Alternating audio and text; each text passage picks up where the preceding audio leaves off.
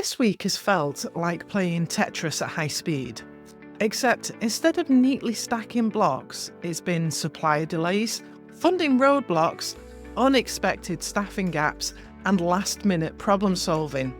But despite the chaos, there have also been some amazing wins. So let's talk about what it really means to run multiple businesses when everything seems to happen at once. So, what's been happening this week? Let's catch up.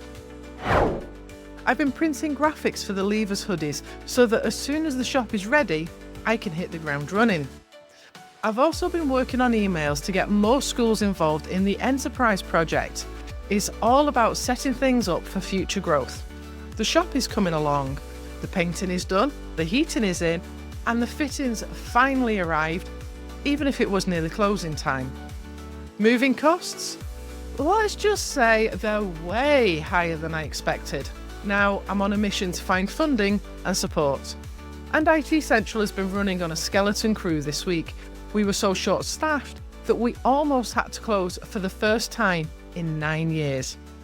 On the exciting side, we've got orders going out to a TikTok influencer, plus we sent a sample to a very well-known singer-songwriter. Fingers crossed. And the absolute best part of my week, I got the first draft of my book cover. Seeing it makes everything feel so much more real. That's what's been going on. Now let's break it all down. Some weeks feel like you're making steady progress, ticking things off your list and staying ahead. And then there are weeks like this, where you're just trying to keep the wheels on the tracks while dodging unexpected roadblocks. The key is staying adaptable, making quick but smart decisions, and reminding yourself that every challenge is a lesson in disguise.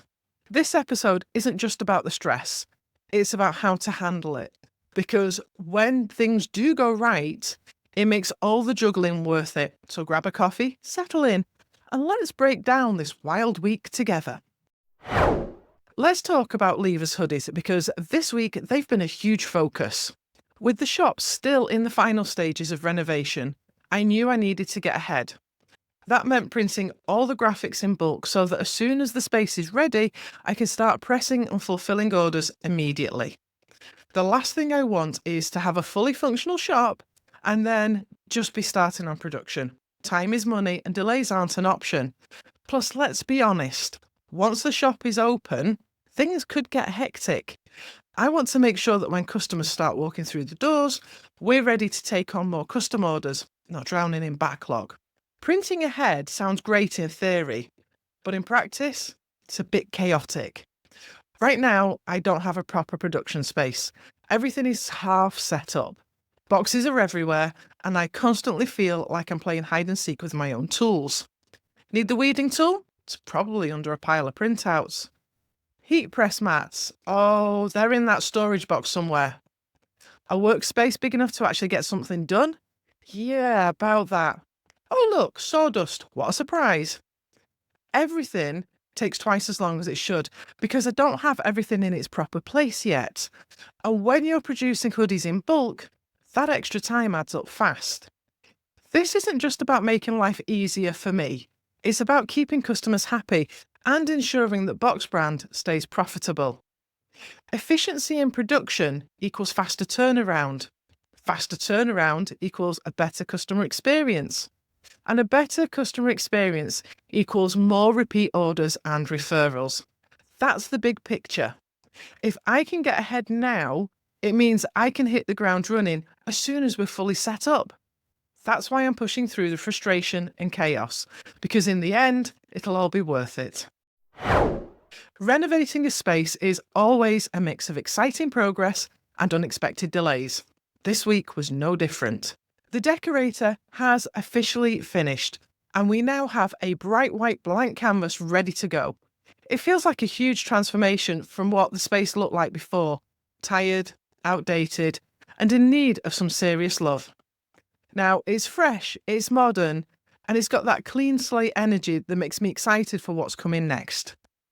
This might not sound exciting to some, but let me tell you, when you're working in Scotland in February, having heating installed is a game changer.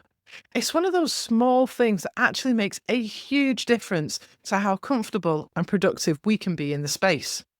After waiting what felt like forever, the shop fittings finally turned up. These are the pieces that will really bring the shop to life, allowing us to display stock properly and create a welcoming space for customers. And I'll be honest, I think they'll actually look better than the original ones I'd planned. They're a bit more stylish, definitely funkier, and have the added bonus of being completely freestanding. So when we outgrow this space, manifesting that now, we won't be leaving holes in the walls. The flooring was supposed to go in earlier in the week, but it got pushed back by a day. Doesn't sound like a big deal, but when everything is scheduled in a precise order, one delay has a ripple effect on everything else. The flooring guy couldn't come in on time. That meant we couldn't move in other fixtures as planned, which meant everything had to shift by a day, causing a bit of a logistical headache. Oh, and when the shop fittings did finally arrive, it was 4:45 p.m, which meant everyone had to drop what they were doing and scramble to help unload. We had to figure out where to put everything when the space is still mid-renovation, and it wasn't really the relaxing end-of-day vibe I had in mind. But we got it done. And honestly, seeing all the pieces in the space made it feel more real. If there's one thing I've learned from this experience, it's that nothing ever goes 100% to plan. There are always delays, unexpected hiccups, and moments where you have to drop everything and pivot. But the key? Keep the momentum going. Even when the flooring got delayed, we still moved forward with other things. Even when the fittings arrived late, we rallied together and got it done. Even when things feel like they're moving at a snail's pace, every little win still adds up. The shop is so close to being ready, and this week was another step forward, even if it wasn't quite the smooth ride I'd hoped for. Moving a business is never cheap, but this week I got a serious reality check on just how expensive it actually is. When I first mapped out the costs of moving Box Brand into our new space, I had a rough idea of what to expect, or at least I thought I did. I had a general sense of what would be needed to transform the space into a fully functional shop. Then the actual numbers came in. Let's just say it wasn't exactly what I had in mind. The total cost is a substantial 5-figure sum. And I'll be honest, I did that thing where you stare at the number for a few seconds, hoping it will magically shrink. Spoiler, it didn't. So now I've had to reevaluate everything and come up with a plan to make this move happen without completely draining our resources. Now that I've picked my jaw up off the floor, it's time to figure out how to actually fund the move. One of the biggest factors in our move is that we've applied for some grant funding to help with the transition. But with the unexpected increases in cost, I need to explore additional opportunities to help bridge the gap. And we don't know if we're successful with our grant application yet. I've also started looking into other potential financial support, seeing if there are funding pots available for projects like ours, weighing up whether to bootstrap more of the costs or if there are smarter funding alternatives. Can I get an overdraft, utilise credit cards, rob a bank? Right now, the priority is keeping everything moving while also securing as much funding as we can.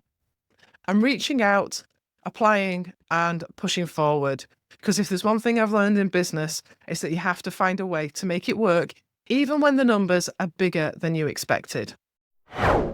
If you've ever run a business, you know that staffing challenges can turn into major headaches fast. This week I got a very real reminder of just how quickly things can spiral when key people are out. We have a team of 6 at IT Central.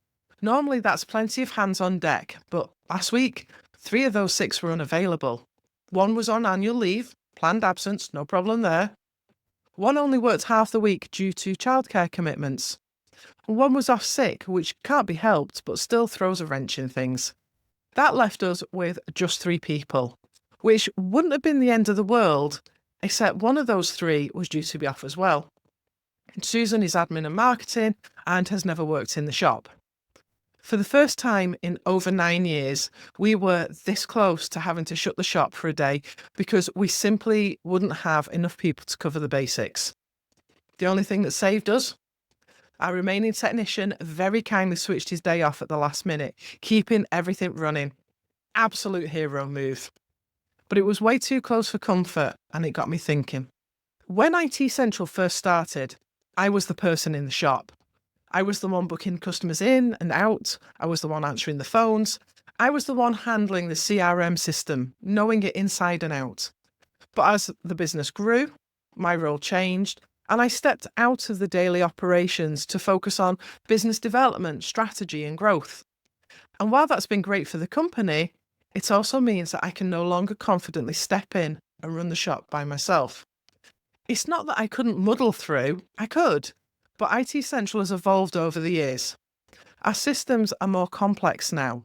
The CRM is way more advanced than it used to be, and because I haven't been on the front line in a long time, I don't know all the processes anymore. That means if we do find ourselves short-staffed again, I can't cover for more than a quick lunch break before I start slowing things down instead of helping. Being able to step back is a sign of business growth, and that's great. It means we've built a solid team and structure. But staying too removed from daily operations can be risky. If a crisis hits, you don't want to be scrambling to figure out basic systems. So now I know I need to stay updated on frontline systems, at least at a basic level. I need to have an emergency staffing plan so we're not relying on last-minute changes. And we need to make sure our CRM and processes are well documented so anyone stepping in can navigate them smoothly. This week was a close call, but it was also a wake-up call. After a stressful week of staffing chaos, funding headaches, and renovation delays, let's switch gear and talk about the exciting things that happened. Because yes, despite the madness, there were some huge wins this week.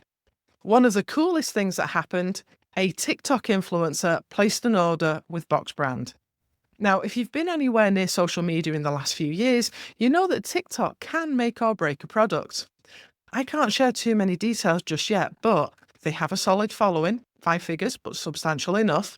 They're super engaged with their audience.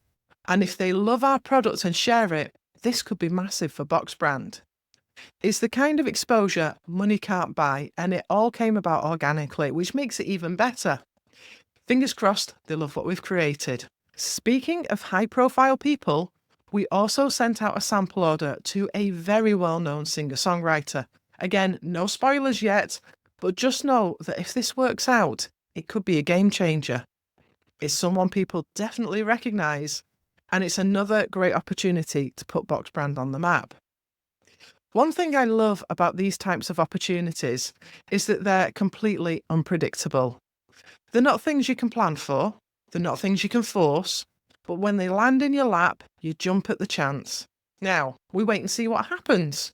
After all the business chaos, this was the personal win that made everything feel real. I got the first draft of my book cover this week, and let me tell you, I love it. This book has been in the works for a long time. It's packed with real experiences, business lessons, and everything I've learned along the way. And now, seeing the cover, it's all starting to feel real. It's funny, you spend so long writing, refining, and editing that it almost doesn't feel like a real book yet. But seeing that cover design, that's when the moment hits you. This is actually happening. This week was stressful, but it was also exciting. We had challenges, we had problem-solving moments, and we had major wins. Well, what a week it's been. There were moments of stress, moments of chaos, and moments where I just had to stop, take a breath, and remind myself that this is all part of the process. But there were also some huge wins, and that's what kept me going. The Leavers Hoodies are prepped and ready for production. The shop is coming together despite the delays and challenges. We've got an exciting influencer and celebrity orders in progress, and my book is starting to feel very real. Some things went wrong, but some things went really right. That's business. Let's chat. I want to hear from you. What's the biggest unexpected business cost that you've had to deal with? Or what's your biggest win this week? Drop me a message, I'd love to hear your stories. Next time I'll be sharing more shop updates, building a fittings, seeing how that looks. production progress for the Leavers hoodies, and how the influencer order turns out. Thanks for tuning in. I'll see you next time.